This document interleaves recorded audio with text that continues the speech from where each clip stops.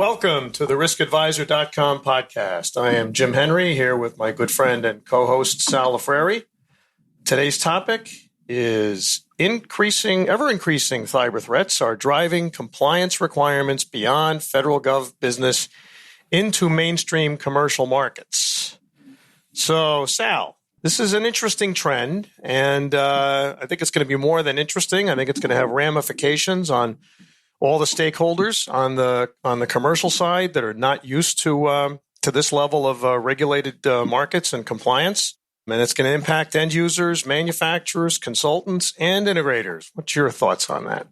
Well, I think it's, you're going to hear when it hits the commercial side, I think we're going to see a whole lot of kicking and screaming, right? We saw that with all the SOX legislation, right? With Sarbanes-Oxley and everybody, oh, God, here we go with more requirements. But I think, when you start looking at cyber and you look at the threats that are really out there, I think, one, we need to get a real good understanding of it. I think the average person, to them, cyber threats basically is identity theft, and they don't understand the ramifications of intellectual property theft or all of the other, all the R&D that's potentially, problematic for them. And I think, we're going to need to get those compliance requirements pushed down from the federal level down to the commercial level. And I think as things that we've been talking about, and in other shows, we really need to have that capability, that level set, where when you establish compliance, then all of a sudden now you got a lot more level playing field. People will have to follow along with regulations and to be able to comply, and the implications of the insurance industry that follow suit on that. So I think it's a pretty broad ranging topic, but I'm actually really interested to hear our guest and see what his thoughts are. Well, we are extremely fortunate to have as our guest today Andrew Lanning. He's the co-founder of Integrated Security Technology, or IST, out in the beautiful state of Hawaii. Andrew brings a unique perspective to this conversation.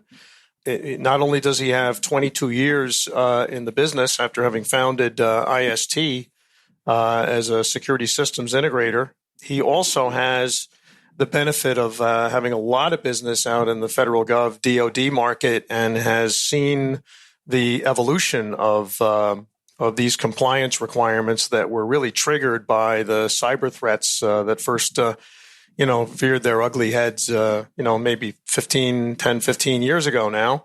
And because he is also on the commercial side, can kind of be preparing his company for that, then moving into the commercial markets. Plus, Andrew has his own podcast series that he is the host of, called Security Matters, out at Think Tech Hawaii. So he brings just a wealth of knowledge and input to this podcast. Welcome, Andrew. Hey, guys. Thanks for having me. Sal, Jim, it's good to be on with you today. Hopefully we can shed a little light for our listeners on the kind of maybe the history of the thing, and, why we're where we are today, and, why the government stepped in. It's great to have you on Zoom joining us from Hawaii, but I'm really trying to talk Jim into the fact that, when we come out to see you and do your show, that we really need to be in studio. So, so you got to work with me on this one. All right. We'll see what we can do. So to start off the first segment, of course, we could go for weeks on this one. What are the threats?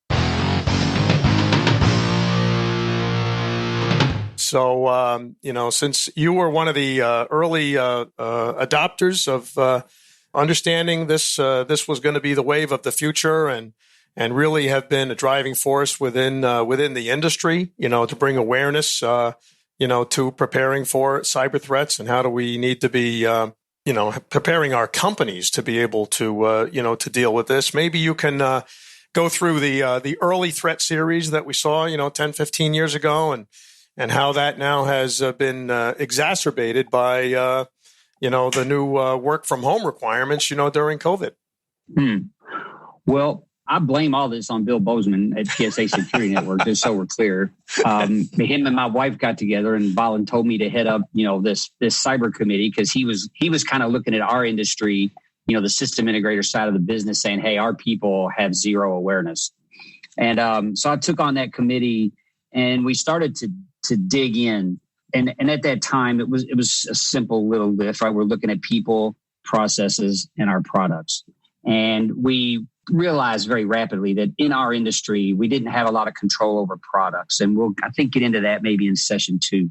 So processes was something we could work on, and people was something we could work on. So we polled a large group of integrators that were, I think, in my opinion, some of the leading integrators from across the country. And at that time, less than 2 or 3% had any real awareness of just the top 10 questions that you would ask. Do you know what multi-factor authentication is? Do you know what ransomware is? And the level of knowledge was just nearly zero. That sort of a wake-up call for the direction that we could take the industry. Now, at the same time, and this was 2015. So at the same time, government had been looking at this for a very long time.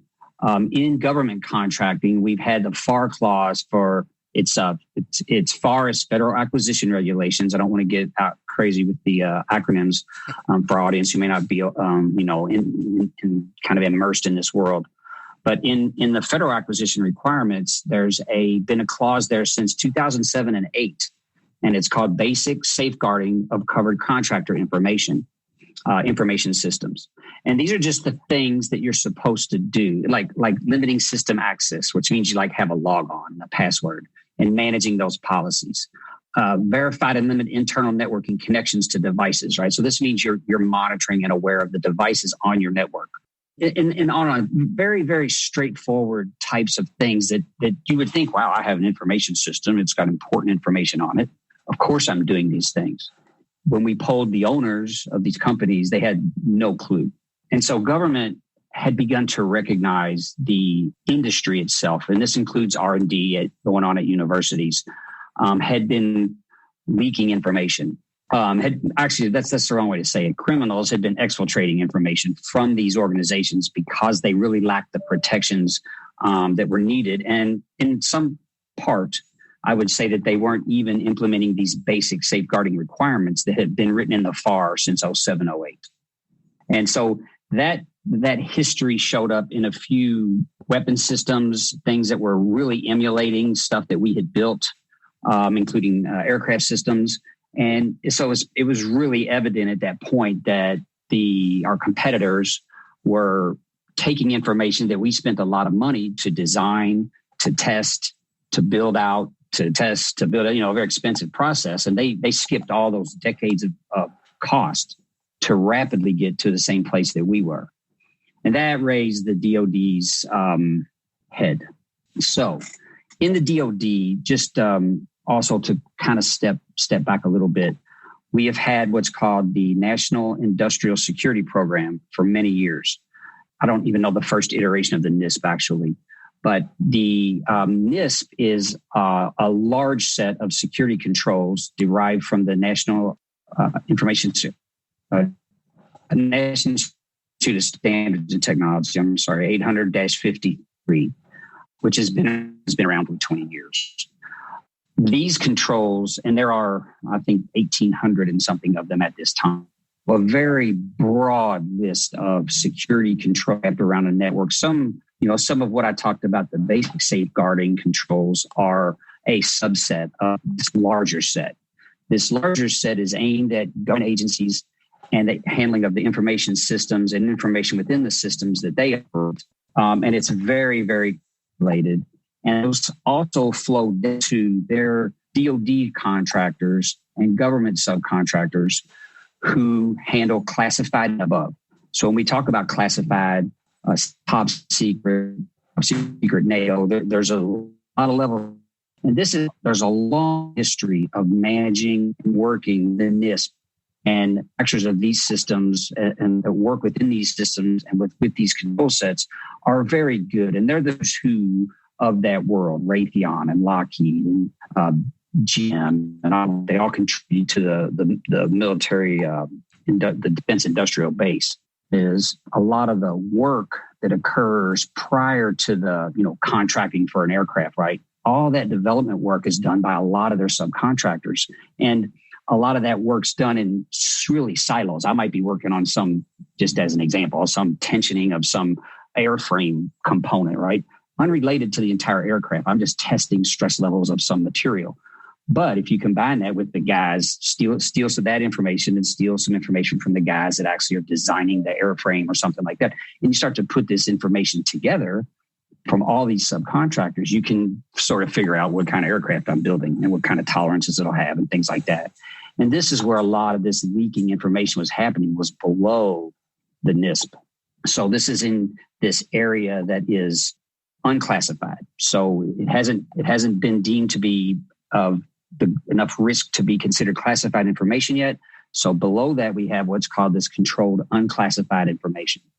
And if I'm going in the right direction, I'll keep going. You're doing just fine. And for the listeners, again, we are only a day after SIAS, if I pronounce that right, has come through here, and I think we've got some of the ramifications of the of the networks playing a little havoc with us here. But fortunately, we have power. But I think the gist of what you presented there for the backbone of NIST and how that's really at the core of what's now being driven out into our industry and eventually to the commercial side will come. So yes, please continue, Andrew. Sure. So the DoD recognized that, hey, we've got this area of concern underneath our National Industrial Security Program members. And, how do we deal with that? How do we work on them? How do we help them bring cyber hygiene into their operations, without crippling them, as many of them are very small businesses? We have 300,000 defense industrial base contractors, just as an example. And that's just in the defense industrial base. Remember, we do have 16 sectors in the National Infrastructure Protection Program, the NIPS sectors. That would include healthcare sector, dams, water and wastewater, chemical sector, all those other major industries that you would think of. So, we haven't really transitioned in this discussion yet outside of the defense industrial base. But the government started looking at this and realized that, contractors weren't really paying attention to these basic safeguarding controls.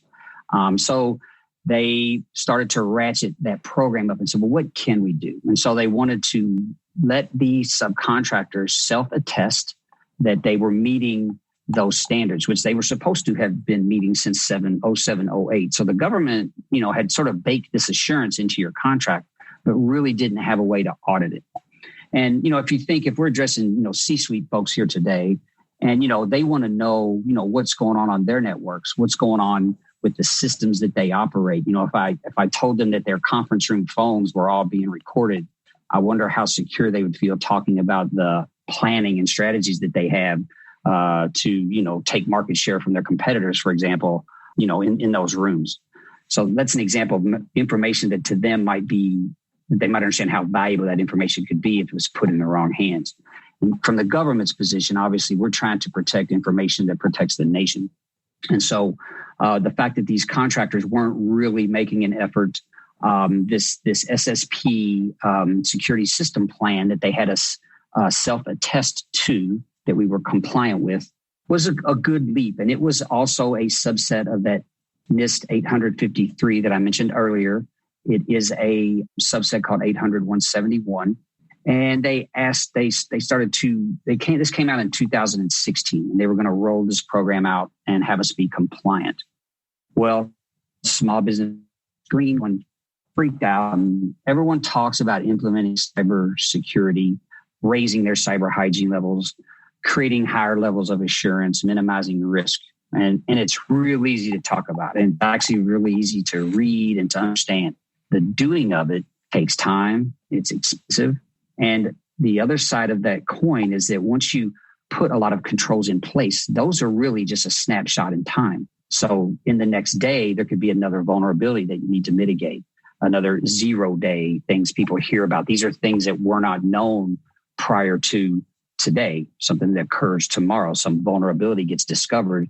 Perhaps it needs a hardware change. Perhaps it needs a software change to fix it. But the manufacturers, get notified, and then they go to work on it. Meanwhile, everybody else has to mitigate that vulnerability until it gets fixed.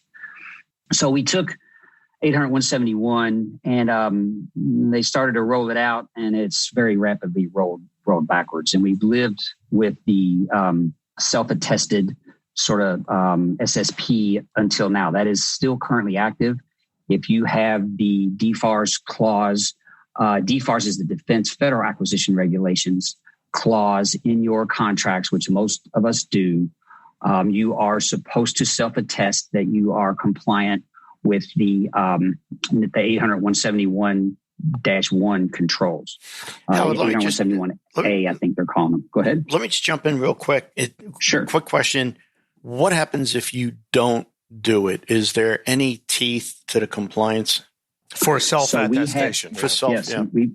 There have definitely been, I think, as of now, 3 lawsuits, Fair Trade Act lawsuits that have been found against the contractor for attesting that they're in compliance, but in fact, the theft that occurred of government information from their system demonstrated that they were not. But that's subsequent to a breach, correct? Yes, and it's again difficult. Attribution can be difficult, right, to understand. So when we say definitely this was stolen by some country, right, or for example, that attribution of that work can be difficult. We can find that information's been exfiltrated and say, wow, you had your firewall wide open. Of course, they were able to take this information. You weren't doing this basic safeguarding control on your firewall, as an example. So that makes the contractor guilty. Who did the work? That attribution piece can be quite difficult, and that's typically left to groups at NSA and DHS and folks like that. They have a whole intelligence team that's constantly working on attribution to let us know sort of what the signatures are, the types of attacks that are occurring against our networks. There are certain countries that are very example that are never stealing money because they don't have any. So most of the attacks are banking systems, that country. Other countries are trying to sow disinformation, divisiveness within our communities, right? To sort of weaken our nation. With those interests are also specific types of attacks and different types of networks. So, and then, countries that are trying to get our national defense information, and that people hire people. It's not always the country. It's also there's folks for hire that do this type of work. So the bottom line is the threats. Go ahead. The bottom line is the threats are serious. The consequences are serious. Self-attestation was a first effort, with good intention, but it didn't work. So that kind of tees us up where we're going to go in segment 2, where we're going to talk about specific compliance requirements and some teeth to ensure that, in the immortal words of Ronald Reagan, trust but verify. So before that, we'll just take a little break here. You are listening to the Risk Advisor podcast, hosted by Jim Henry and Sal Lafreri. We invite you to comment on our blog at theriskadvisor.com and to subscribe and follow us on our social media like Facebook, Instagram, and Twitter. If you are interested in having one or more of us or both of us speak at an upcoming event or would like to consult with us, please go to our webpage at theriskadvisor.com to set that up. So segment 2, Andrew, compliance requirements. Now we really start to get some teeth here. So what did you see first come onto the scene here, and how is that now progressing to where we may be seeing that over on the commercial side? We mentioned in segment 1 how the DoD sort of pulled back that 800.171 requirement. The idea of how to implement it was what sort of came under fire. What's going to be the best practice? What was developed since that time out of the Undersecretary for the Department of Defense, Ellen Lord. She went at this from an auditing perspective. So they said, what kind of program could we develop that we could audit these contractors with? And recognizing that that's, again, 300,000 contractors. So a really large undertaking. But to their credit, this program has accelerated quite rapidly, and it is now formalized as the Cybersecurity Maturity Model Certification Program. An advisory board was set up, the CMMC-AB, And they have been diligently this year building the curriculum, building the testing standards, building the sort of entities that will operate this, so that there are companies that can be established that get people certified, so that the company can then be certified that their personnel are capable of doing these audits. The government has rolled out what's called a Pathfinder program against some initial contracts, where it's kind of okay, let's go, we'll take some experts and we'll watch how you do your audit to make sure you're doing your audit properly. And they're walking through, as we speak, those auditing processes to make sure that they're, fairly leveled at all the companies that they have to do them for. And, we want obviously a fair playing ground for everyone. There's going to be, unfortunately, lawyers are already kind of chomping at the bit, talking about how to protest your interpretation of how I've implemented my control and whether it meets the actual requirement or not, and all those types of things. There's a lot on the line. I should mention the Cybersecurity Maturity Model Certification has 5 levels. Level 1 is basically akin to that same FAR requirement that we talked about earlier. So the amount of controls in it at level 1 basically match up to that initial federal acquisition requirement that we've had since 07, 08. So there's not a big leap there if you've already been doing everything that you're supposed to do. Level 2 is kind of a training ground for level 3. So level 3 is sort of the next actual level that people would aspire to, and that's the next level that they'll audit at. Level 3 takes adds another, I think, 20-something controls, 24 controls, something like that. And then level 4 and 5 are quite a bit higher, quite a bit more rigorous. The issue sort of that we have is that many folks are, I shouldn't say that. A lot of people do their IT in-house, especially at smaller levels. Maybe they're still running their own Exchange server. They're running their own network. Even, companies with, 20 offices across the country have their own IT. So their methods for doing these mitigations could differ from larger shops who are primarily sort of maybe using cloud-based services. One of the interesting things about the CMMC certification is it's a pre-bid certification. So in other words, if you want to bid on this contract, you have to already be audited at the level that the contract requires, which will be called out in the contract. And we'll talk about this a little bit later, but this is the kind of model that I think business could benefit from for querying its supply chain in the future. After you are awarded, right? So you bid, you win. Now you get your contract. And of course, that Defense Federal Acquisition Regulation clause is in there. That clause has some slightly different teeth in it for backups, for example. At level 3, you also need to make sure, let's say, for example, you're using a cloud environment like Azure or Google or AWS. The folks that work on your environment have to be American citizens, things like that. So there's some other requirements once it's awarded that get layered on top of that initial audit capacity that you showed that you had. And those raise that compliance level, and they also raise the cost. We should talk about cost, I think, because it may inform sort of the C-suite out there in the world of how the government's approaching this. The government, of course, it's taxpayer dollars, but they are going to pay for that line item in the contract that requires you to be, for example, at CMMC level 3. And this was kind of the pushback we saw from the early on from the SSP and self-attestation, because why would you spend it that it's valuable enough to them to pay for it and to assure that you have done these things? Now, I think, compliance is an easier lift for everyone.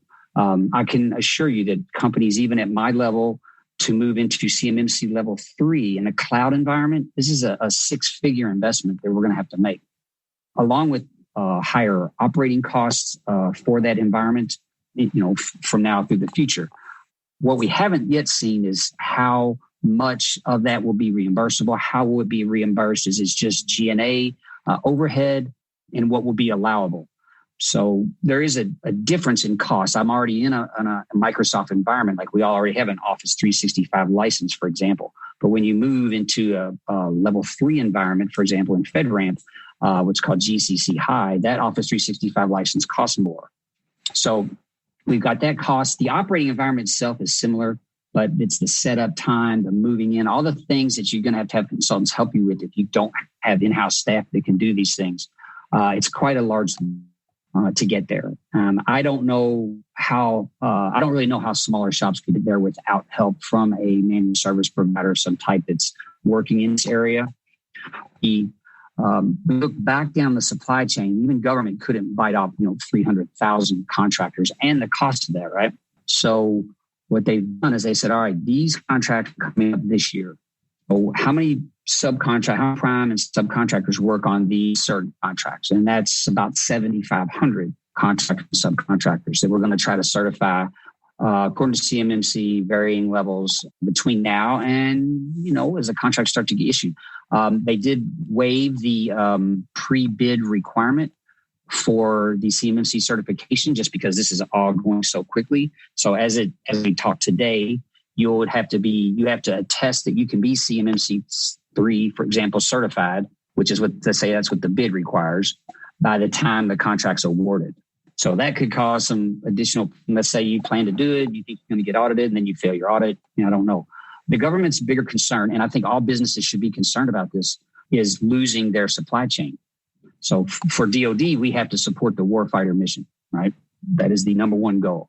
So if we start losing supply chain members who've been supplying services that are required, and we don't have other people stood up ready to take that work, we're going to be left with a gap that perhaps, cannot be fulfilled quickly, cannot be fulfilled at all. And if that leaves the warfighter vulnerable, we haven't done our job. Andrew, let me ask you this. Go ahead. Let me ask you this. Early on, when after I had retired from government service, I was doing consulting, and we were doing work for the Department of Defense and Department of Justice. And what wound up happening in a lot of those contracts was that there was no way that the smaller guys could compete for those contracts. And a lot of times those contracts were issued to companies like Boeing or, the major defense contractors, and then they got subbed out. So with respect to all of the requirements that you're talking about, is sort of smaller companies that trying to, if they were to try to get up to that level, if I'm understanding this correctly, you're talking about a 6-figure investment and a whole lot of time and effort to get into it. Is this something that one would be able to work under a major contractor who has all of that already in place? And saying it maybe in a different way, some of these major contractors may have some real go-to smaller contractors that have been part of their team. Do you see also those large contractors providing that kind of shepherding of their favorite subs to try and help them stay compliant so they can still use them as subcontractors on these projects? 100%. It's a great question, and there's a point made here that we should look at the supply chain risk management effort, and we'll get into that a little bit. Hopefully, in this sector, the next one definitely requires that you monitor the information that you flow down.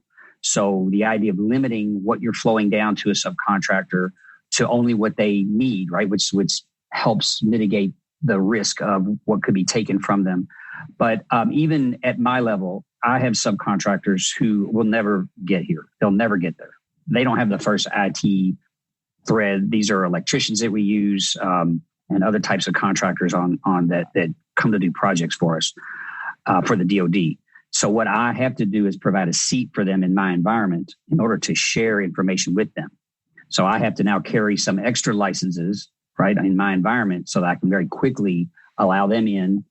And this can extend, with these services, we extend all the way down to monitoring the mailbox on their phone, for example, right? So that they can't forward information through that email account and things like that. There's a requirement called data loss prevention where you've marked the information that you have in your system. It could be, you have it in PII, right? You have routing numbers and account numbers and things like that in PII. You have social security numbers, PCI. And then, in PII, you have social security numbers. So you're tagging all that kind of information in your system so that you know where it's at, you know where it's going, and you can stop it if it tries to leave your environment. So yes, the big guys who, again, remember, we're all for the most part already have that whole NISP program well above this CMMC program. The CMMC program for them is actually quite a simple lift. Just getting used to providing those environments and letting people into the environment, into the piece of the environment they need to be in, but not have access to other places in the environment. That's a little bit more of their sort of user management kind of headache. But I think that those guys are Their bigger challenge is identifying how many of those subcontractors they have, how far down that supply chain goes. You go to the tier 2 guy and he's got 4 tier 3 guys working for him, and they've got, each have 5 tier 5 guys working for them. So, that flow down piece is where this, it gets a little messy. And I can share with you that in this recent STARS, a large GSA contract. So GSA, the General Services Agency, is outside of DOD. So we're not talking DOD anymore. The STARS 3 is a big contract. It's multi-year, $50 billion, right? It's just come up for renewal. So all the applications are going in. It had an entire write-up for your roadmap to CMMC, your level of compliance you were going to require. It had to be very thorough. And in addition, there was an entire area for the NIST 800-161, which is the supply chain risk management controls. I have never seen that in a contract in DOD much. Now, I'm sure, actually, because I don't manufacture weapon systems, I'm sure it exists, but we haven't seen it in a broad, open federal government contract at all with GSA. That would certainly seem to be the real signal that once these types of requirements and compliance requirements have moved from traditional FedGov for DOD into GSA procurement, that really is the step in the direction of this becoming mainstream to commercial markets, and I think is really what warrants us focusing on this for this show, which is mostly C-level management, from the commercial side. But, it's often the DOD and DOD markets have provided for us over the years kind of a view into the technology that's going to be coming and eventually making itself mainstream, in commercial markets. Now it's kind of paving the way for policies and procedures, making their way into commercial markets. I think 100%, and you don't have to look any further than the National Defense Authorization Act, right? The NDAA, who now basically outlawed the sale of certain equipment from certain countries to the government. And Part B, they have 899 Part B of that act, which goes into effect actually in a few days here. I think the 13th of August. You cannot use those products in your operating environment if you sell things to the government or if you work for the government. So a lot more constraint there than we've ever seen. And that shoots, that's a shot right across the bow of all commercial business that supplies services or equipment to the government.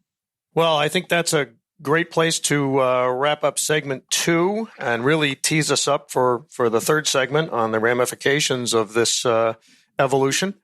I'd remind everybody you are listening to the Risk Advisor podcast hosted by Jim Henry and Sal Lafreri. We invite you to comment on our blog at theriskadvisor.com and to subscribe and follow us on our social media like Facebook, Instagram, and Twitter. If you are interested in having one or both of us speak at an upcoming event or would like to consult with us, please go to our webpage at theriskadvisor.com to set that up.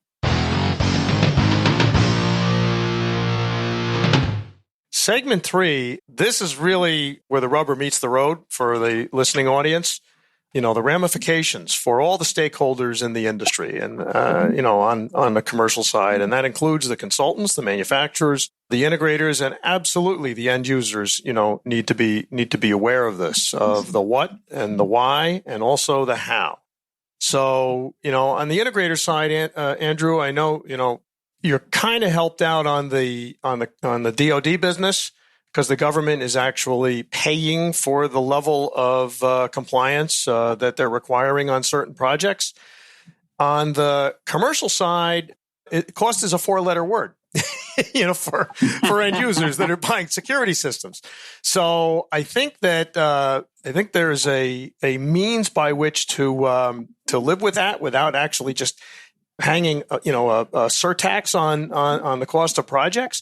And I think it comes down to just enforcing the compliance in the candidates, that are chosen for projects on the supply side and the integrator side. I think integrators have shown in the past that if they can be shown an ROI for making an investment, whether it's training and certification for product platforms or what have you, they've made that in the past because specs come out from consultants that require those certifications from those manufacturers, and for good reason, because the integrators need to be, adept on the systems that they're deploying and commissioning.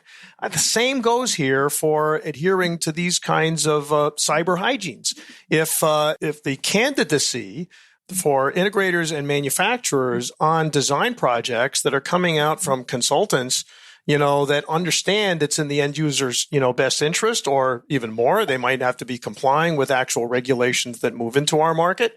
Those investments will be made by the manufacturers and the integrators, but, only as long as they see that the ROI will be there, because those that do not comply will eventually be weeded out of the ecosystem.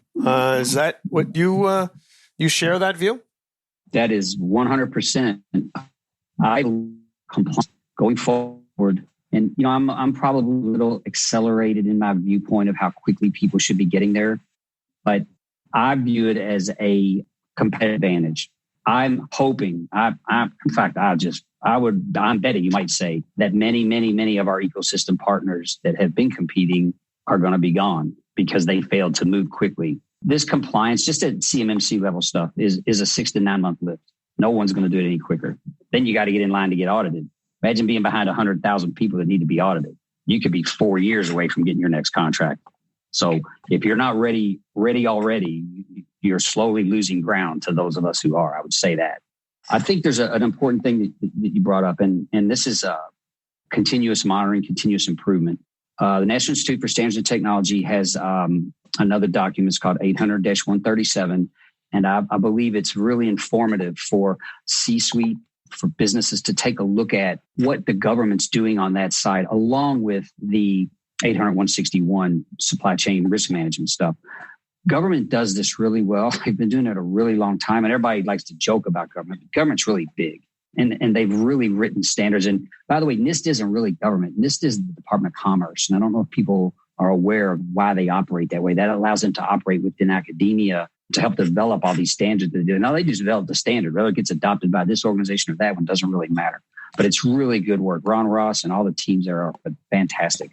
If you don't like picking this type of information up and getting through it, because some people for C-suite guys want a bigger picture, I would advise you to take a look at the etiology of this. Comes from a book or a paper called Deliver Uncompromised. You can download that for free.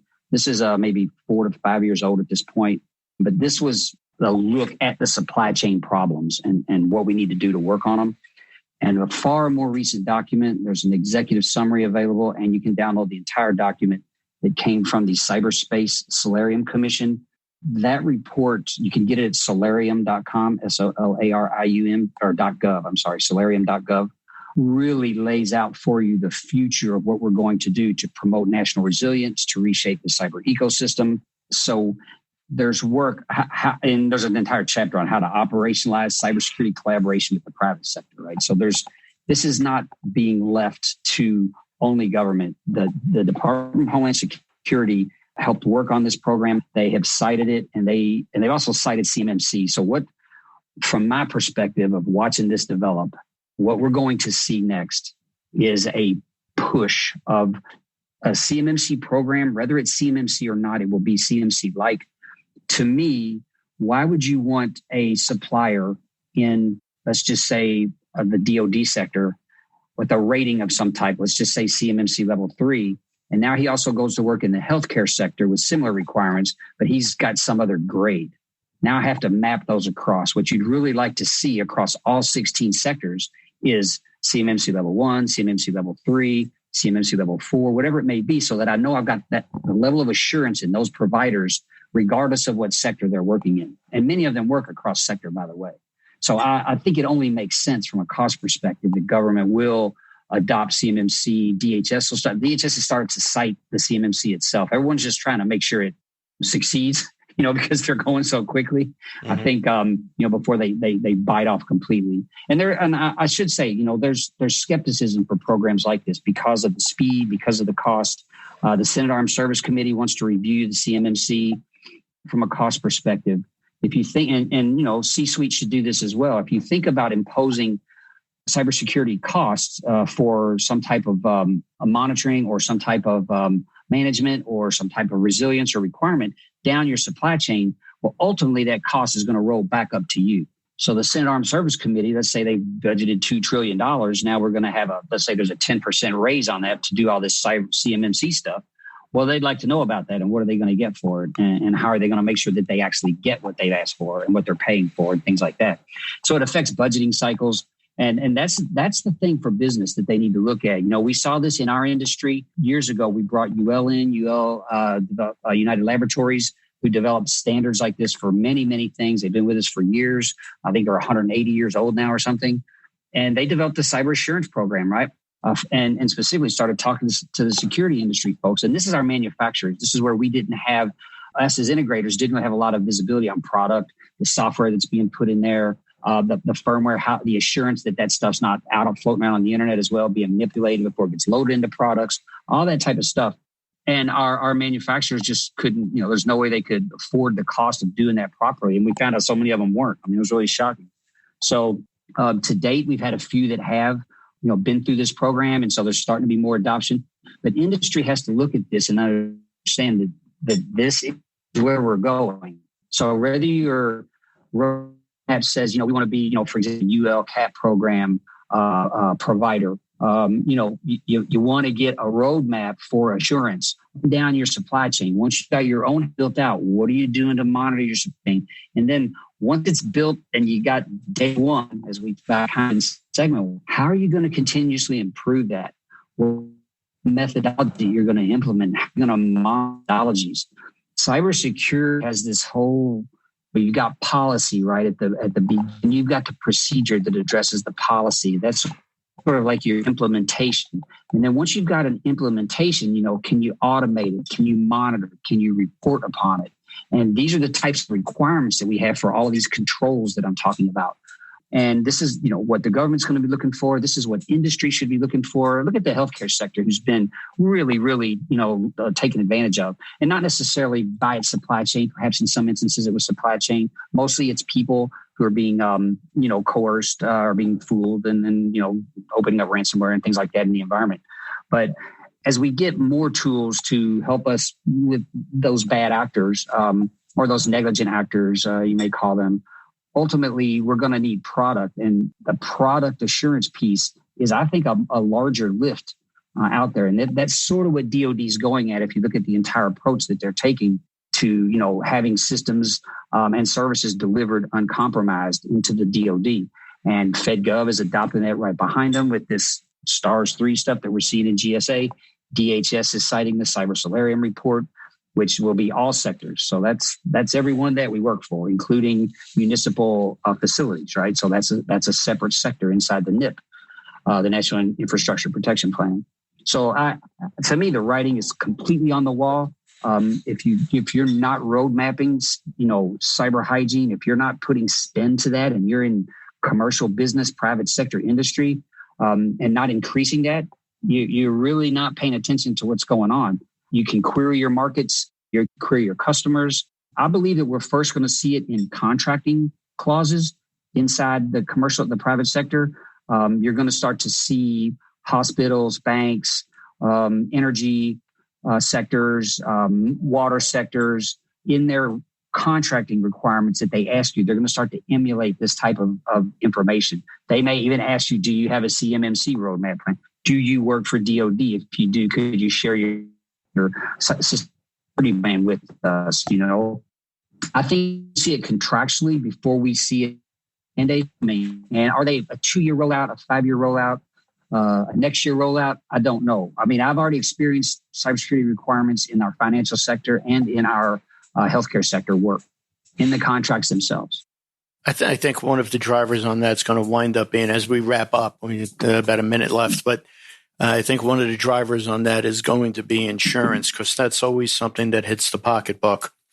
And ultimately, when you're looking at risk management, looking at, liability policies, and the underwriters are coming in and asking what protocols and what practices you have in place, I think as soon as they start to adopt, that'll wind up being a real hard driver into corporations and the end users. Yeah, I do agree, Sal. I think the cybersecurity insurance stuff that we just don't have the actuarials yet is kind of the issue in that space. But slowly they're learning. I should say quickly they're learning. And so, I've seen policy applications that are, 400 questions, right? They look more like the CMMC monitoring documentation, so those are really good. I've seen some that have 12 questions. So, that world's still kind of fleshing itself out. And I would definitely be wary of the exclusions, that are in there. If companies want to rely on insurance, which I think you better get some, but you still better be invested in the hygiene side of the business itself to prevent the breach in the first place. Well, isn't the the liability pieces is going to be tough. That's the whole joke with the insurance companies, right? They'll insure you for something that's never going to happen, but trying to get insurance for something that may happen, and they don't want it. They ain't going to write the policy. But anyway, exactly. This has been fascinating. Listen to you, run us through the whole process. And it's something that I think, we're all in agreement here that the C-suite really needs to pay attention to this and take a look at what's coming down the pipe and start to make the planning before they wind up getting the compliance or find themselves out of compliance. And I definitely think, follow up in a few months, Andrew, to see how this is all progressing. Like you say, they're trying to gauge the pedal on the foot on the gas pedal right now to not go so fast that they lose the ability of anybody to comply, and then they can't build jets. But on the other hand, they still got to move forward. So how smoothly this works out and how quickly they're able to get the industry to follow the carrot that they're putting out there, I think will be a good bellwether of how quickly this makes its way, beyond GSA and into the general construction business on the commercial side. All righty. Mm-hmm. Well, you've been listening to the Risk Advisor podcast hosted by Jim Henry and me, Sal LaFrury. We're going to ask you to subscribe to the show. Like us on our social media sites like Facebook, Instagram, and Twitter. And if you're interested in having one or both of us speak at an upcoming event or would like to consult with us, please go to the webpage again, theriskadvisor.com, to set that up. Remember, you can hear the show on your favorite podcast platform. You can catch us on YouTube, and of course, you can stream it at theriskadvisor.com. So for Jim Henry and myself, Andrew, we want to thank you once again, and thanks for listening. Thanks for being with us. And we hope to see you guys real soon. Thanks again. Bye.